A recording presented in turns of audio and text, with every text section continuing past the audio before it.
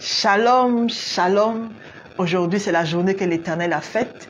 Et cette journée-là, c'est pour nous un sujet de joie.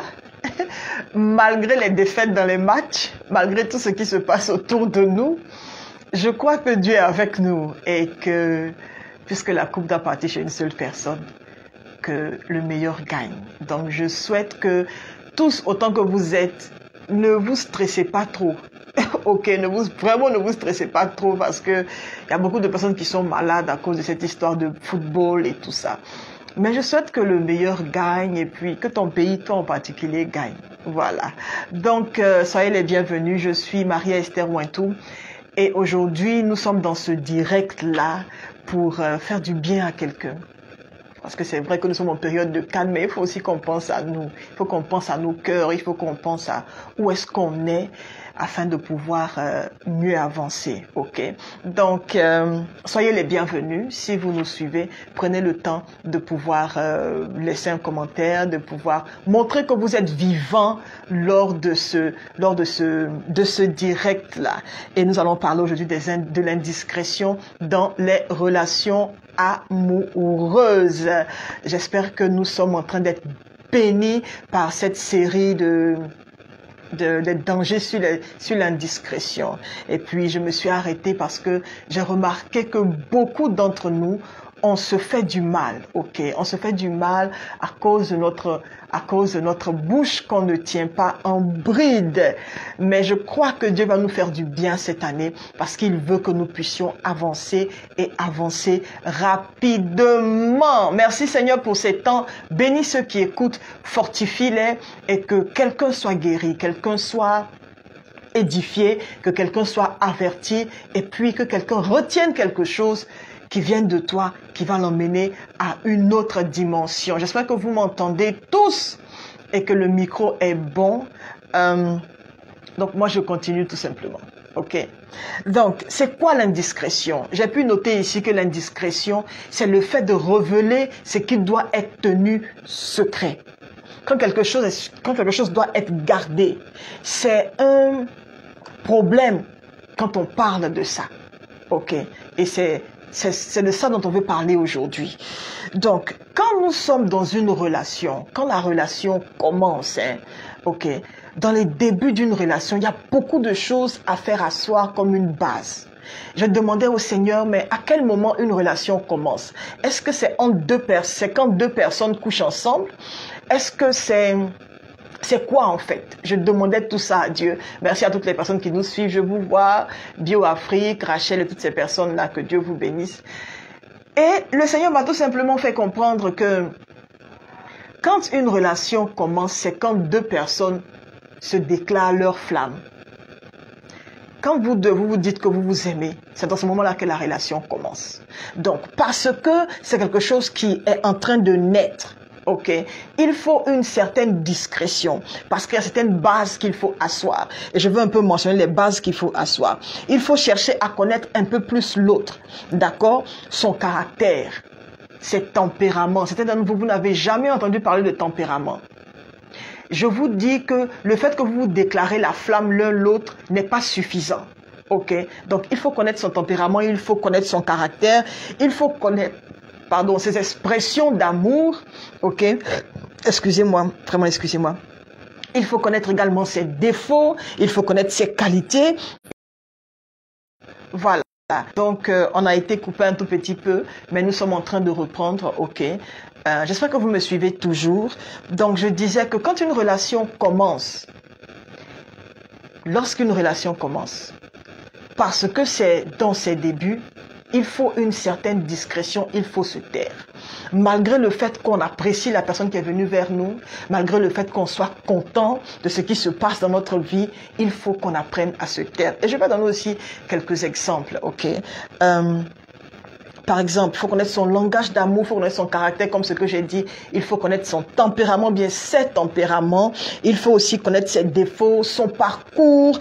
Il faut connaître ce qui se passe dans sa famille. Il faut connaître ses habitudes. Est-ce que je parle à quelqu'un? Ses antécédents médicaux. Eh oui, il faut connaître il est de quel groupe sanguin. Est-ce qu'il est SS? Est-ce qu'il est A? S, elle est AS, ou bien il est S, ou bien elle est SS. Il faut savoir. Tout ça sont des antécédents médicaux qu'il faut savoir, ok?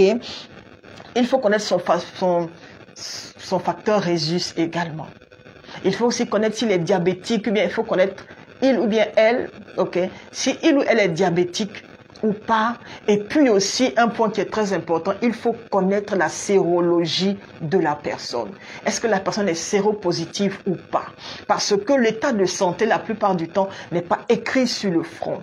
Et par sagesse, on se doit de pouvoir connaître toutes ces choses-là avant de pouvoir réellement s'engager, en plus du fait que vous vous êtes déclaré la flamme. Et toute cette étape-là, tout ce que je viens de citer, ça peut facilement prendre 1 an. Dans la première année de votre relation, vous devez la tenir discrète. Parce que vous êtes en train de déposer certaines bases. Et on ne sait même pas à quoi on va s'attendre à long terme. Voici pourquoi il est important de pouvoir se taire.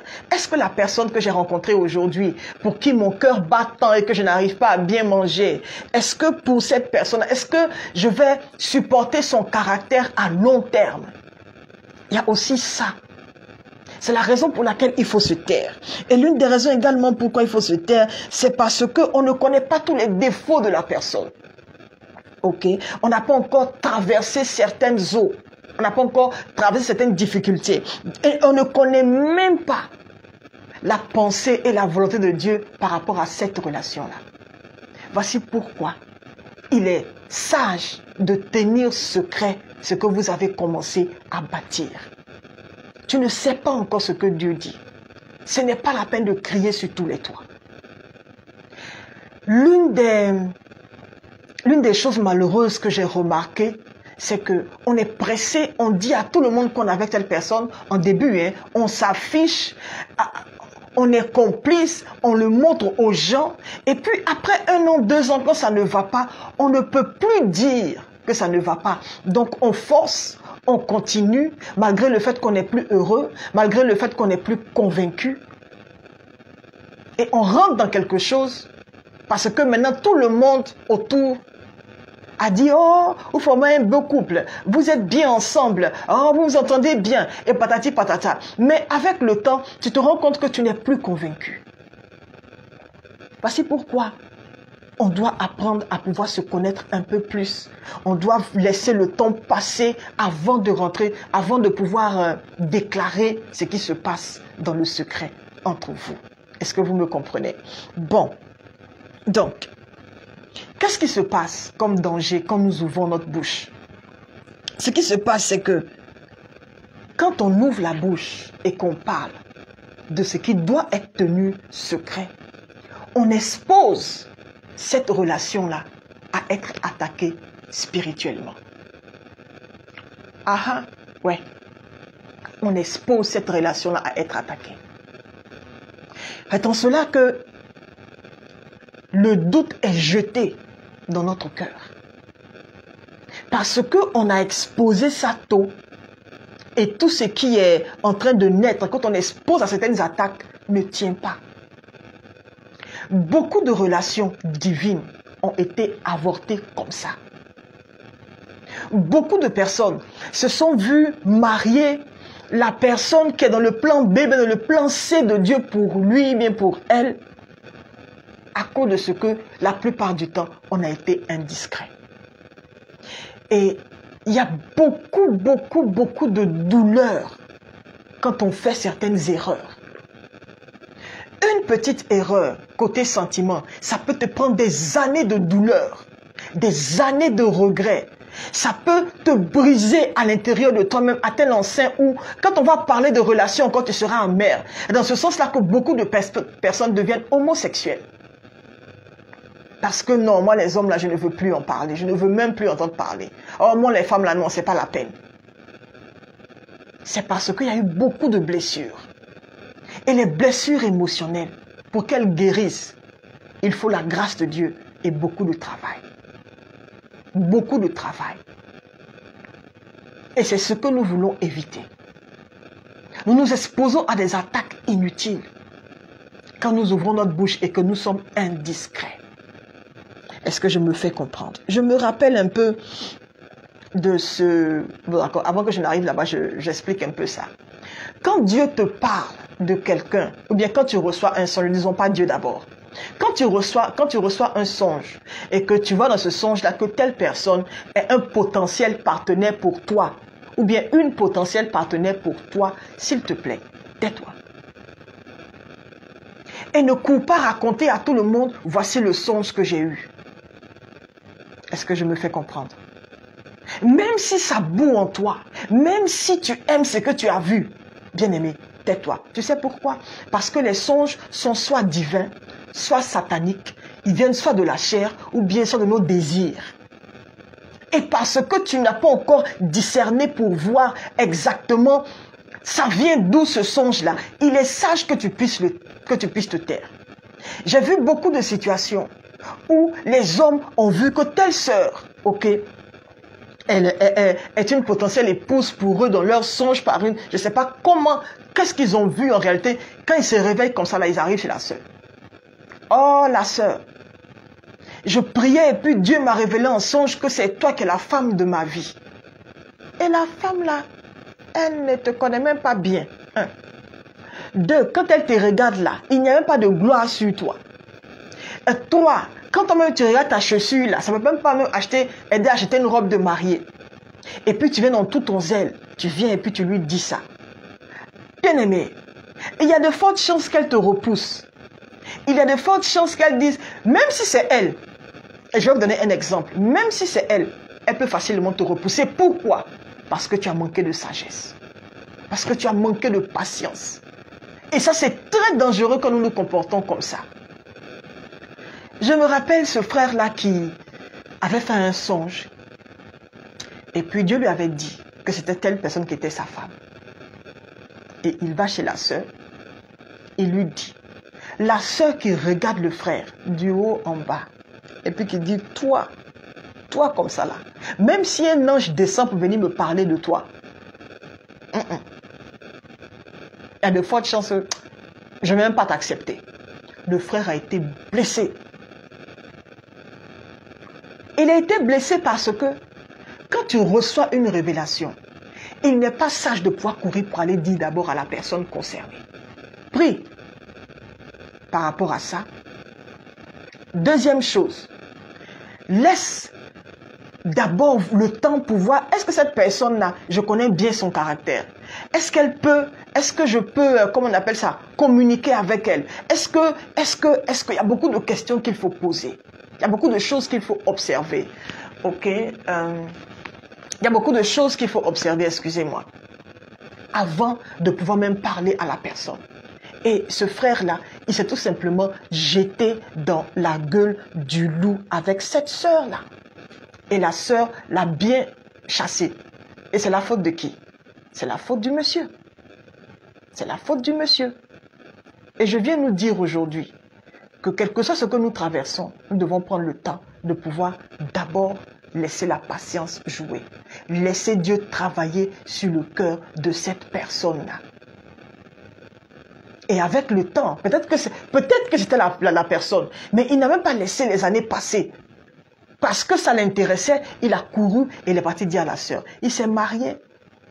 Quand il partait se marier, Dieu lui a dit, ne te marie pas avec cette fille-là. Il a insisté, il s'est marié avec cette fille-là. Ça fait des années aujourd'hui. Il n'est pas heureux, il est en train de divorcer. La femme ne veut pas divorcer. Lui aussi, il fuit parce qu'il veut être dans une autre relation. Toute sa vie sentimentale est mélangée à cause d'une seule erreur qu'il a faite. Et ça a commencé parce qu'au début, il n'a pas été patient. Le Seigneur m'a enseigné que quand côté sentiment, ça ne va pas. Quand côté finance, ça ne va pas, tu peux supporter. Quand côté spirituel, ça ne va pas, tu peux trouver un repère. Mais quand émotionnellement, dans ta vie sentimentale, ça ne va pas, tous les autres aspects de ta vie seront comme zéro devant toi. Tous tes exploits seront comme zéro devant toi. Voici pourquoi nous devons apprendre à être discrets dans ce que nous recevons. Dans notre vie émotionnelle, dans notre vie sentimentale, nous devons apprendre à être discrets et à marcher avec sagesse. Ok? J'espère que je parle à quelqu'un. Laissez Dieu convaincre les gens. Et même si vous êtes convaincu que c'est la personne idéale, laissez Dieu convaincre cette personne-là, afin que vous ne soyez pas confus au dernier jour. Ok, moi je me rappelle quand on parle un peu d'indiscrétion, je veux prendre un peu mon exemple et c'est à partir d'où que le Seigneur a commencé à m'enseigner sur l'importance de pouvoir se taire quand il nous montre quelque chose concernant les relations amoureuses. Je me rappelle, il y a des années de cela, avant que je ne me marie, il y a un frère qui était intéressé par moi et que j'appréciais aussi également. Et puis, Dieu avait commencé à me montrer que non, il avait commencé à prier par rapport à nous deux, parce qu'il voulait se marier et tout ça. Et tout ce que Dieu me montrait, j'avais un frère avec qui je parlais beaucoup. Je lui disais tout. Et je me rappelle, pendant que j'entendais lui parler, je pouvais entendre l'Esprit Saint dans mon esprit me dire, ce n'est pas le temps de pouvoir révéler ça, tais-toi. J'entends ça dans mon esprit pendant que je parlais au frère, mais je n'ai pas trop prêté attention parce que je me suis dit, oh, ça va aller, c'est Dieu qui a parlé, il va faire. Comme beaucoup d'entre nous, là, on est ignorants, on se dit que, oh, quand c'est Dieu qui a parlé, il va faire forcément. Mais vous savez, quand Dieu parle là, il travaille avec notre discrétion. Je prends l'exemple de Joseph. Quand il a voulu répudier Marie et que Dieu lui a parlé en songe, quand Jésus-Christ est né, ok, il est resté avec elle, Jésus-Christ est né. Qu'est-ce que Dieu a dit à Joseph? Il lui a dit en songe, prends l'enfant là, et puis fuis avec l'enfant en Égypte. Parce que des gens vont chercher à tuer l'enfant. Il n'a pas dit ça à tout le monde. Il a pris sa femme, et puis ils sont partis. C'est derrière eux que le carnage a eu lieu. Mais imaginez qu'il avait averti, oh, mon enfant là, on dit on veut le tuer, oh, wouh, comme toi tu aimes faire là. Les voisins doivent être au courant, tes frères doivent être au courant. Ce n'est pas sage. Il y a des choses, même quand ça vient de Dieu, il travaille avec notre discrétion et notre sagesse. Voici pourquoi cette année-là, tu dois prier, je dois prier pour la discrétion. Pour la discrétion. J'espère que quand on est béni, si vous nous suivez, sachez que nous sommes en train de parler de l'indiscrétion, des dangers de l'indiscrétion dans les relations amoureuses. Et j'ai commencé déjà à parler depuis quelques minutes du fait que quand une relation commence, on doit être discret là-dessus parce qu'elle sera sujet à de nombreuses attaques, à de nombreux doutes, à des choses qui ne vont pas emmener la relation à évoluer et aussi au fait que à long terme, tu peux ne plus être intéressé par la personne. Mais si tu as déjà propagé partout, tu seras obligé de continuer. Je connais beaucoup de personnes qui se sont mariées l'année passée. Ils se sont forcés parce que tout le monde était au courant, parce qu'ils avaient déjà fait ci et ça. Tout le monde était au courant. Donc déjà, se retirer là, ça allait être quelque chose comme quelque chose de honteux. Frère, si cette telle a fait des mariages, il y a quelque chose de honteux dedans. Si tu vois déjà dans la relation que ça ne marche pas, que tu n'es plus convaincu, s'il te plaît, enlève tes pieds. Le mariage est beaucoup plus difficile que tu l'imagines. Ce n'est pas seulement on va aller s'embrasser, on va préparer ensemble, on va manger le riz ensemble, on va avoir des rapports sexuels et puis c'est tout. Non! Non, il y a bien plus que ça. Qu'est-ce que je veux dire par là en finissant? Il y a des songes aussi qui sont démoniaques. Merci Saint-Esprit. Il y a des songes qui sont démoniaques. Dans le sens où quand tu reçois ces songes-là et que tu ne demandes pas le discernement et que tu n'observes pas, tu finis par tomber dans le péché. Par exemple, tu as vu que tel frère est un potentiel. Je prends un exemple simple. Je connais une sœur qui a fait un songe sur quelqu'un qu'elle aimait il y a des années. Et puis, les deux, elle a commencé à tâter le terrain pour voir si le frère aussi était intéressé et tout ça là. Tâter le terrain, le frère aussi était intéressé, ils se sont déclarés la flamme. Et puis, à leur premier rendez-vous, je ne sais pas comment, quand ils ont commencé à se voir, d'après c'est dit, ils sont allés ensemble. Quand ils sont allés ensemble, ils ont aimé ce qui s'est passé. Et puis, les rapports sexuels ont continué. Ils ne bâtissaient pas leur relation. Ils seulement couchaient ensemble à chaque fois qu'ils se voyaient. Et je lui ai demandé, mais et côté communication? Côté communication, c'était mort parce qu'ils ne communiquaient pas beaucoup. Côté émotionnel, eh bien, qu'est-ce que l'autre fait? L'autre ne sait pas. Et puis, c'était une confusion. Ok? Dans leur relation, c'était une confusion. Et puis, tout cela a commencé comment? Parce que elle a eu un songe et parce que le frère était soi-disant intéressé. Et la fin, c'était quoi? C'était le péché. Le diable voulait l'emmener tout simplement à pécher. Quand un songe t'est donné par rapport à quelqu'un, regarde un peu l'évolution. Ok, regarde l'évolution. Et ne laisse pas, parce que tu as eu ce songe-là, que ça peut être une potentielle personne pour toi. Vous allez tomber dans le péché. Et après, vous ne pouvez plus vous en sortir. Et même quand tu vois même que ce n'est plus ça, tu continues dedans parce que tu veux garder la personne et parce que tu es désespéré. Ma soeur,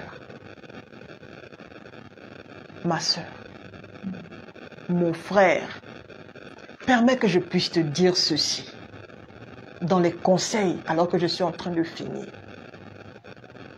Ne te précipite pas en matière de relation. Ne cours pas dans tous les temps parce que toi aussi tu veux te stabiliser, tu as eu la personne idéale. Prends le temps de pouvoir observer.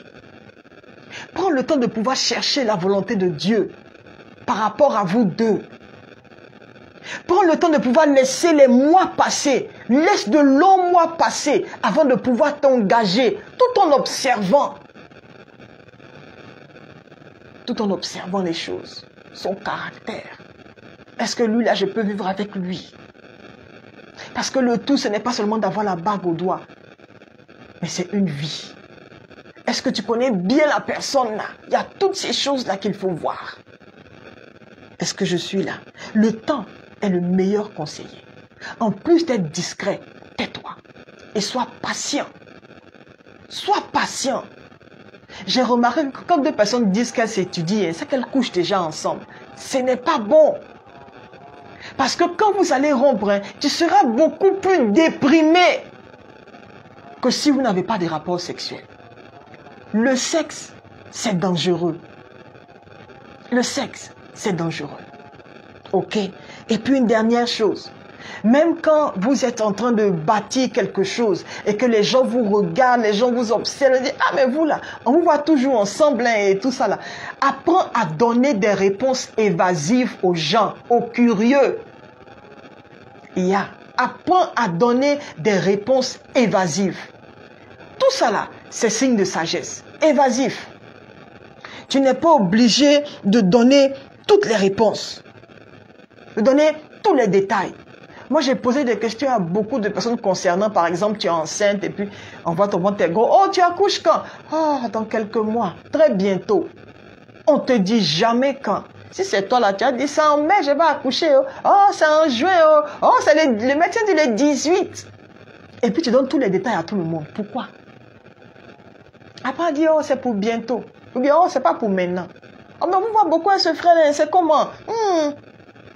Oh, on est juste des amis. C'est tout. Faut pas te sentir mal en donnant des réponses évasives aux gens.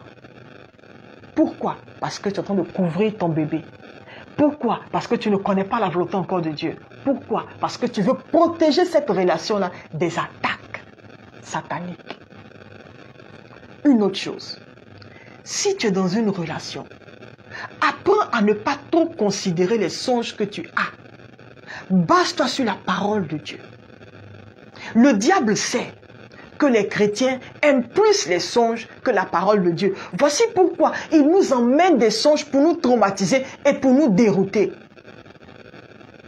Ah oui, pour nous traumatiser, pour nous dérouter. Il sait qu'un songe peut te déstabiliser pendant des mois. Il le sait. Il le sait. Donc il balance le songe. Et il sait que toi là, tu ne vas pas dormir. Il sait que tu vas commencer à douter. Il sait. Il est temps d'avoir une relation solide avec le Saint-Esprit. Il est temps de poser des questions claires à Dieu. Il est temps de pouvoir se dire, où est-ce qu'on en est? Moi-même la même. Qu'est-ce que j'ai devant moi? Et être franc. Si tu vois que les choses sont un peu confuses, prends le temps de pouvoir jouer carte sur table. Est-ce que je parle à quelqu'un aujourd'hui? Jouons cartes sur table. Et ne compromettons pas notre cœur. Ne compromettons pas notre vie sentimentale. Alléluia. Ne compromettons pas toutes ces choses-là. Nous n'avons qu'une seule vie. Vivons sagement. Vivons discrètement. Ayons la sagesse d'un serpent et non l'indiscrétion d'une souris et d'un singe. Quand une souris est dans la maison, tu vas savoir. Tu vas savoir. Parce qu'elle va se faire voir. Elle va se faire voir. Quand un singe est quelque part, il va se faire voir. Cette année-là, ne sois pas une souris et ne sois pas un singe. Mais décide d'être sage comme un serpent. Décide d'être discret comme un serpent. Tu sais, tu as de compte à rendre à personne. Et la personne que tu es en train de choisir, ou bien que tu as choisi, c'est toi qui vas vivre avec cette personne. Et ce n'est pas quelqu'un d'autre. Si tu vas pleurer demain, ça dépend de toi. Si tu vas rire demain, ça dépend de toi. Mais tout est une question de décision que tu vas prendre aujourd'hui. Si tu veux parler avec moi, s'il te plaît, parle avec moi. Je vais t'aider. Si tu as besoin de direction, parle avec moi. Je vais t'aider. On va épingler le numéro WhatsApp dans les commentaires ou même sur ma page YouTube. Et puis on pourra parler. Ne te tais pas quand ça ne va pas. Ne reste pas dans ton coin en train d'être traumatisé pour un songe que tu as eu. Et même s'il y a beaucoup de retombées parce que tu as été indiscret, parle-en afin que tu sois libéré. Merci d'être resté avec moi. Je suis Maria-Esther Wantou.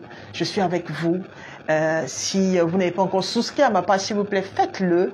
Laissez un commentaire. Et s'il y a quoi que ce soit que vous voulez que vous parliez, emmenez-moi un inbox. Et puis, on va parler de ça. Merci d'être resté. Et puis, que la grâce de Dieu demeure sur votre vie.